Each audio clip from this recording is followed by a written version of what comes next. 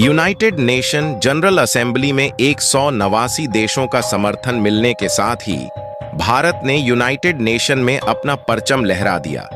जिस उद्देश्य से भारत के पीएम नरेंद्र मोदी ने अमेरिका की धरती पर कदम रखा था, वहां महत्वपूर्ण उद्देश्य भारत का पूरा हो चुका है।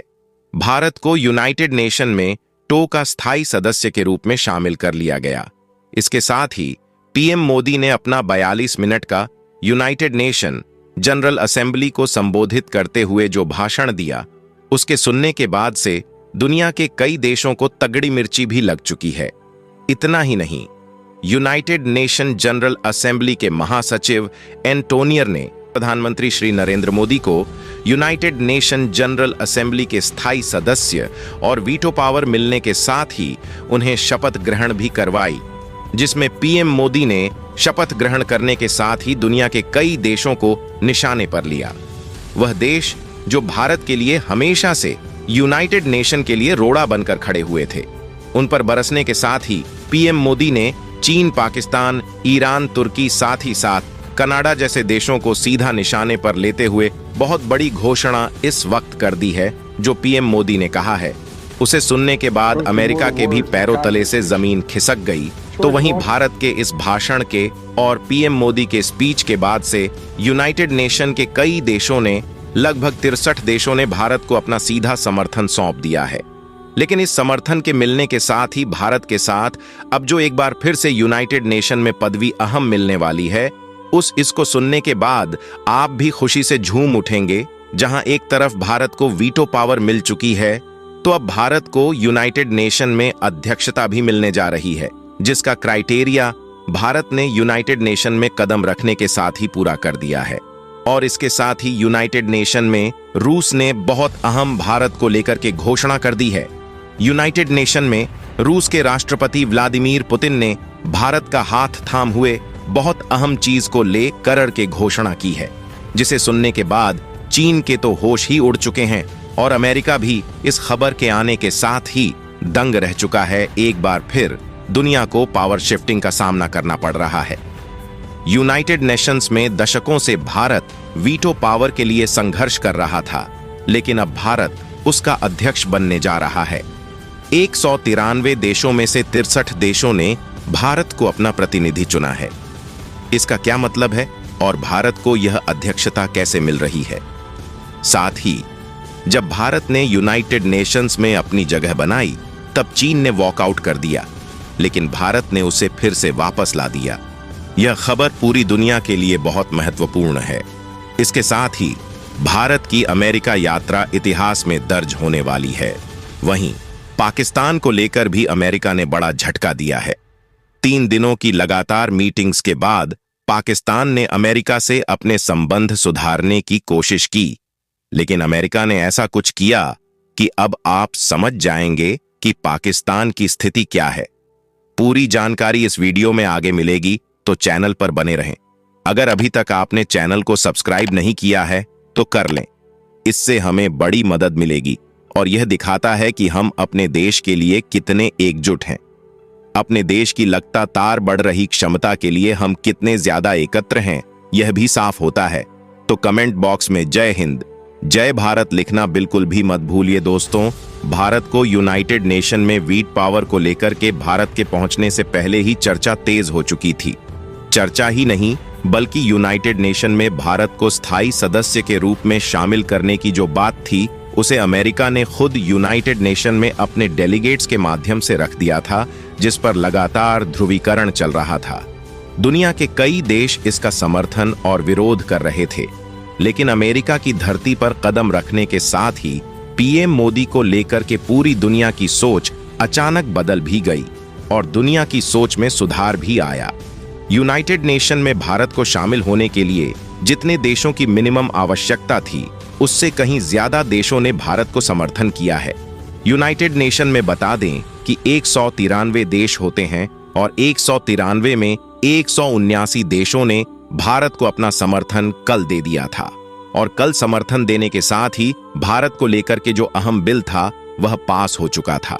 बिल पास होने के बाद इसका अहम प्रोसीजर शुरू हो जाता है, जिसमें यूनाइटेड नेशन जनरल असेंबली के महासचिव एंटोनियो गुटेरेस की तरफ से दुनिया के उन देशों को शामिल करना होता है जो भारत को अपना समर्थन देने वाले हैं, यानी कि जो अपना भारत की तरफ से सामने आने वाले हैं। इसका मतलब यह होता है कि भारत इन देशों का अब प्रतिनिधित्व करेगा। ये दोनों चीजें अलग हैं। पहला कि भारत को शामिल करने के लिए किन देशों ने अपना समर्थन दिया, दूसरा कि कौन कौन से देश भारत को अपना सबसे अहम मुद्दा चुन रहे हैं, यानी कि किन किन देशों की बात को भारत यूनाइटेड नेशन में अपने पक्ष से रखने वाला है। और अब तक इसमें सबसे ज्यादा देशों की संख्या अमेरिका के पास थी, जिसमें थी 42, लेकिन अब 63 देशों के साथ भारत नंबर 1 पर आ चुका है, यानी कि 63 देशों का प्रतिनिधित्व भारत अकेले अब यूनाइटेड नेशन में करने जा रहा है। और वास्तव में जिस देश को सबसे ज्यादा देशों का प्रतिनिधित्व प्राप्त होता है यूनाइटेड नेशन में, उसकी अध्यक्षता सबसे अहम हो जाती है। और इस वजह से भारत को यूनाइटेड नेशन का अहम अध्यक्ष राष्ट्र के रूप में नियुक्त करने जा रहे हैं। और इसके साथ ही आपको बता दें कि रूस ने भारत के समर्थन में उतरते हुए कहा कि भारत को यूनाइटेड नेशन में शामिल होने के लिए रूस की तरफ से बहुत बहुत बधाई और उम्मीद करते हैं कि भारत के समर्थन में और भारत की अगुवाई में यूनाइटेड नेशन बेहतर और कर सकेगा। दुनिया में चल रही स्थितियों को देखते हुए रूस ने कहा कि जल्द ही भारत पूरी दुनिया में शांति समझौतों को एक बार फिर से उजागर करेगा। हालांकि अब भारत चाहे तो एक झटके में चीन का रवाब उतार सकता है, लेकिन भारत के पीएम मोदी ने क्या कहा है वह सुनकर आप समझ सकते हैं कि भारत की सोच किस हद तक है। और भारत सिर्फ अकेले नहीं बल्कि पूरी दुनिया के साथ चाहता है कि हमेशा पूरी दुनिया आगे शांति के साथ बढ़े। पीएम मोदी ने संदेश देते हुए साफ कहा कि क्वाड का जो यह पूरा का पूरा मंच है, यह किसी एक देश के लिए नहीं या फिर किसी देश के खिलाफ नहीं है, बल्कि सभी देशों को एक साथ लेकर के चलने का भाव रखता है।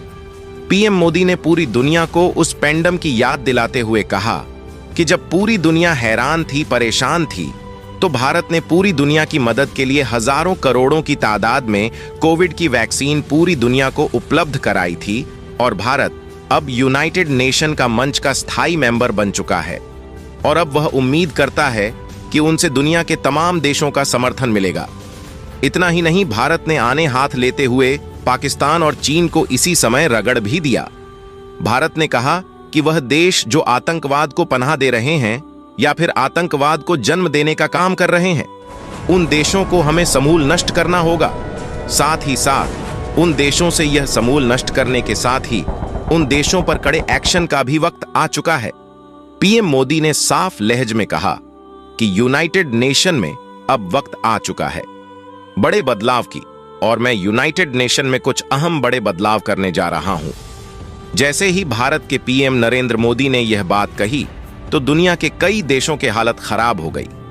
चीन, पाकिस्तान, यहां तक कि पाकिस्तान को सपोर्ट करने वाले यूरोपियन देशों को और साथ ही साथ मुस्लिम कंट्री का समूह भारत के इस खबर के आने के साथ सीसख पकास गया। और भारत के यह कहते ही वहां के कई लोग अपनी कुर्सी छोड़ करके खड़े तक हो गए, क्योंकि उन्हें तगड़ी मिर्ची लग चुकी थी। भारत के पीएम मोदी ने कहा कि यह बात पूरी दुनिया के लिए लागू होती है। अगर कोई देश आतंक को पनाह देता है तो जरूरत है कि उस देश को सबक मिलकर के सिखाना चाहिए। इतना ही नहीं, उन्होंने कहा कि भारत हमेशा से शांति समझौतों के पक्ष में रहा है। और इतना ही नहीं, भारत को वीडियो पावर मिलने के साथ ही चीन ने तो यहां तक कह दिया कि भारत और अमेरिका दोनों मिलकर के दुनिया भर में बांटो और राज करो की नीति का अनुसरण कर रहे हैं। और भारत कभी नहीं चाहेगा कि दुनिया का और कोई देश भारत से आगे पहुंचे। हालांकि चीन की यह बात सरासर गलत साबित करते हुए पीएम मोदी ने इसका तगड़ा जवाब चीन को वहीं दे डाला। उन्होंने कहा कि दुनिया के तमाम देश जिनका प्रतिनिधित्व अब यूनाइटेड नेशन में, जो कि 63 देश हैं, भारत करने जा रहा है, उन देशों से पूछिए कि उनके हालात अभी क्या है और यूनाइटेड नेशन में कौन सा ऐसा देश था जो अब तक भारत या फिर उनके आसपास के देशों का प्रतिनिधित्व करता रहा हो। ऐसा कोई देश नहीं था जो उनकी स्थितियों को लेकर के बात करे। चाड, नाइजीरिया जैसे देश जिनमें बहुल गरीबी है, वहां तक कि भारत ने उनकी बात तक को भी रखने का शपथ लिया है। अब आप समझ सकते हैं कि भारत किस हद तक निर्भर है और किस हद तक भारत दुनिया के देशों के लिए सबसे खतरनाक भी है।